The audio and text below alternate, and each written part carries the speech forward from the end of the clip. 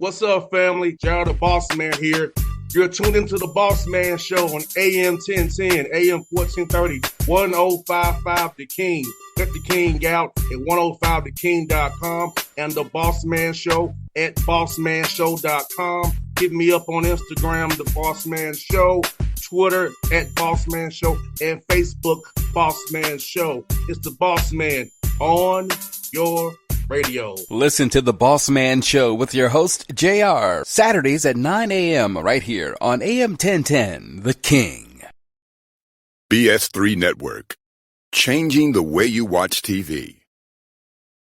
Yes, BS3 Network, changing the way you watch TV, covering content and hot topics from A to Z, sports, music, society and culture, movie reviews, you name it, we have it.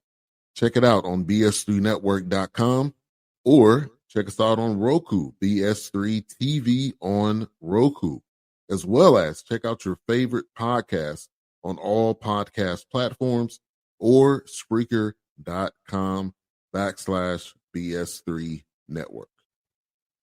You are now tuned to BS3 Network.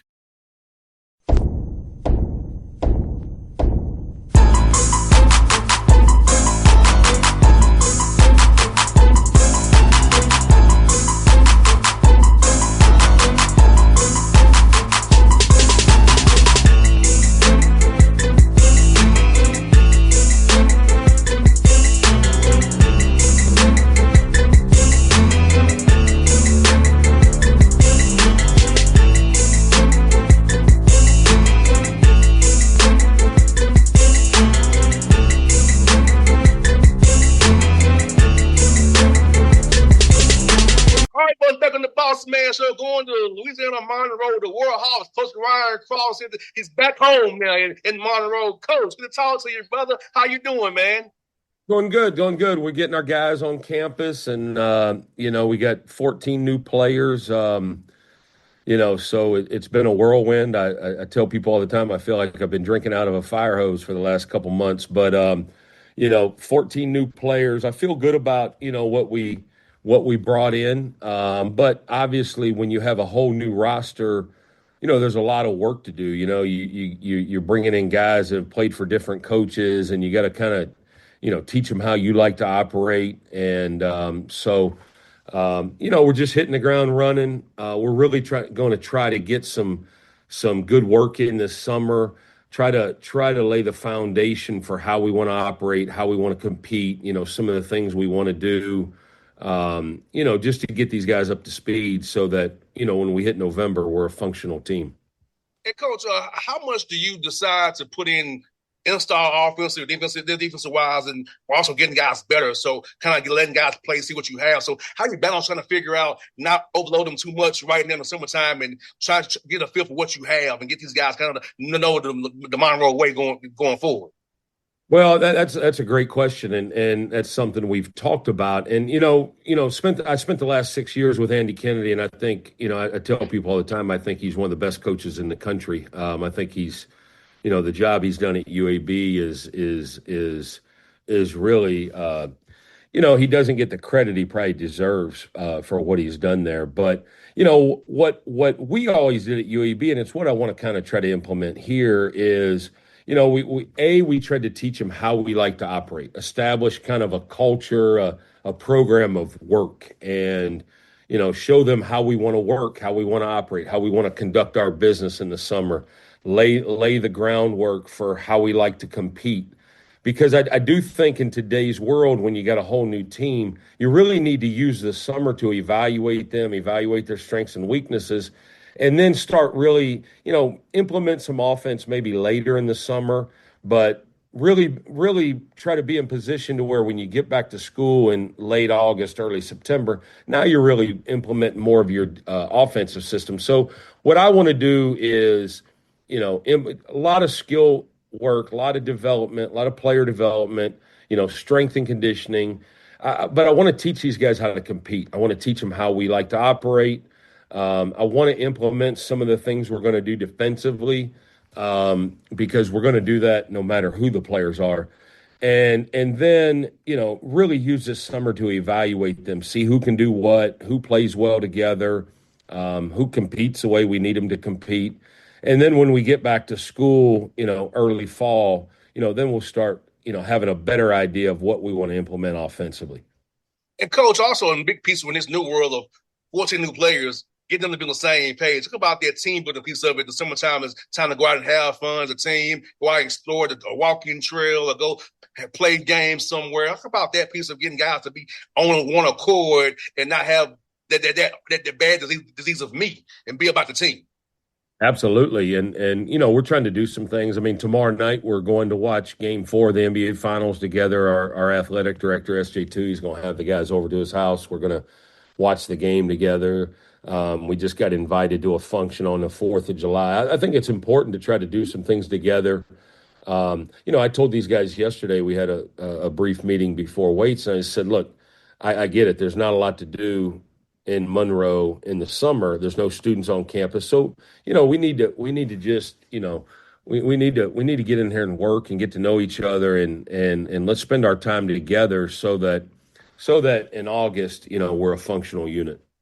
No doubt. And it's also about the trajectory, coach. Talk about getting guys to learn how to rest, recover, rehab, and getting that sleep, because you play a long season and you want to be fresh when it counts. And then when you go down to Pensacola in March, when in that weird tournament you all have, you want to be fresh down there. So talk about that piece, getting that conditioning, burn those yards now. I think the that piece is huge in today's world of college basketball, because the other thing you're dealing with is rosters have gotten older and older. So these guys, you'll have some guys in your roster that have been in college for 4 or 5 years. They put some wear and tear on their bodies. So I think having a strength coach that is conscientious of that, stretching, rehab, your training staff, all that stuff's vitally important. And then the players having the discipline to, get the proper rest, to take care of their bodies, to eat right. All those things are really important. The supplements, all that stuff, because you're right. I mean, we're not dealing with 18-year-old kids anymore. We're dealing with guys. I've got a few guys that we signed that are coming off injuries.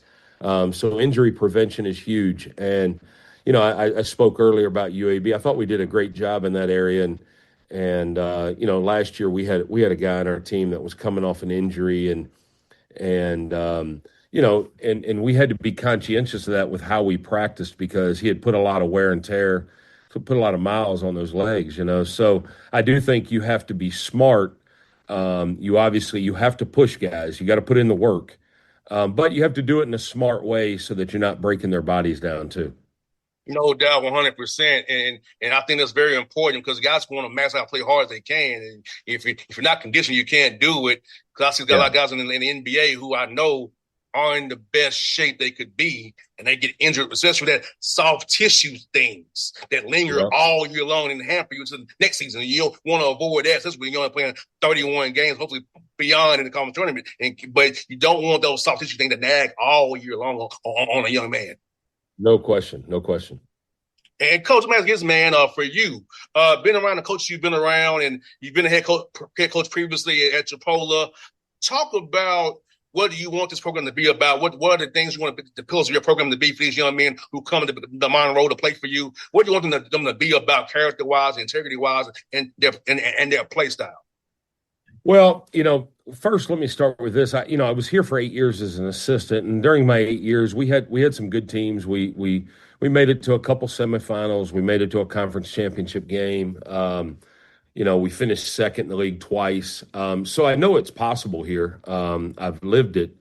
I think more than anything, I said this in my press conference, I want our program to be playing meaningful basketball in March. March Madness is, let's be honest, it's the pinnacle of what everybody is striving for. And, I want our program to be one that come January and February, we're in the mix. We're a competitive team. I told our players yesterday, we do a lot of things to address physicality. We need to be a team that when you come in here to play, the opponent feels us. And So I want to establish a program where we play with a certain level of physicality. We win the margins. When I say win the margins, we rebound the ball. We don't turn the ball over. We get to the free throw line. We do things that lead to winning. And I think if we do that and we get like-minded people in here and we get the right guys, he who has let's address the elephant in the room. Everything's talking about rev share and NIL now. But just because you have the most money doesn't necessarily mean you're going to win the most games. And Correct. we're not going to have the most money in the league, but I need to find guys that are hungry to be good players. I tell them all the time, if you're about making money for the next 12 months, then we might not be the right fit. I want to put you in position to make money for the next 12 years. I want to find guys that are serious about being players, that want to have an extended career, that want to become the best version of themselves. And I want to put them in position where when they leave here, whether that's 1 year, 2 years, 3 years, 4 years, whatever, when they leave here, they're in a better position than they are when they get here. I want to help them get better. I want to help them, build a career that's sustainable. And I think that's important. It's one thing we really tried to do at UAB. I look at like a Yaxel Lindeborg. Yaxel could have left after 1 year. He stayed for a second year and really took his game to another level. And then now you see the proof in the concept is a guy that's going to be a lottery pick here in the NBA draft. So that's what I'm looking for. I'm looking for guys that are hungry, guys that are looking for an opportunity, guys that want to get better, guys that want to put the work in. And I think if we do that, collectively, we'll have a winning program, and then our guys ultimately will achieve some things beyond ULM. And what's beautiful about Monroe is there might be a small community, but it allows you to focus. Absolutely. It allows you to focus, because that's something that I talked about with my friend. I went to Tennessee State. I was in Nashville. He went to UT Martin. I said, Martin, all you got in Martin is basketball. Books and basketball. I had Nashville. I had Vanderbilt down the road to go hang out. And I was distracted. You was in Martin. You talked about John Cremens earlier. His guys are going to have plenty of distractions. So I hope they're distracted before we play them. But in Monroe, man, Coach, you can really focus on your game, really go about getting better, because not much to get you in trouble in Monroe. I don't believe that was kind of my message to the guys yesterday. Hey, there's not a lot going on in the summer, so let's put in the work. Let's get in this gym and let's make ourselves better and let's put in the work. No doubt. In the Sun Belt, man, is a tough league, man. A lot of quality teams from up and down. So how about being a very competitive league with a lot of quality coaches? My guys coming into the league, I think Louisiana Tech is coming to the league. My man Talvin Helston and those guys. So let's talk about this. That's definitely your league from top to bottom, man. That's one thing. Having spent 8 years in this league, and I know the league's changed some. There's new teams and new coaches, but I think the Sun Belt historically has been a very balanced league. It's a very competitive league. Even in my time here, I've told people we had some years where we had good teams. We had a couple years where we were down a little bit, but even when we had a down team, we were still a hard team to beat. I think the Sun Belt's a very competitive league. In a lot of ways, it reminds me of a lower level SEC. Everybody's hard to beat. Everybody's got athleticism. Everybody's got talent. I know there's some very good coaches in the league. And then, last year Troy won the league, and then I think there was a 6-way tie for second place. So that just speaks to the balance. What we have to do is we got to make sure we get up there in that mix, and we're not the team at the bottom of the league. That's certainly the goal. That's unacceptable. So that's what we got to make sure is that we put ourselves in that mix. So people, when they talk about the balance in the league, they're talking about us as well. No doubt, 100%. And Coach, do you feel like with your league being such a good mid-major league, Group of 5 league, that you can recruit nationally? Because I feel like the Sun Belt will get guys' attention and know that guys can go pro from Sun Belt, whether it be in the NBA or overseas, about just knowing the quality of basketball. If you put in the right work, as we talked about earlier, you can get you a 10-year career overseas somewhere. Absolutely.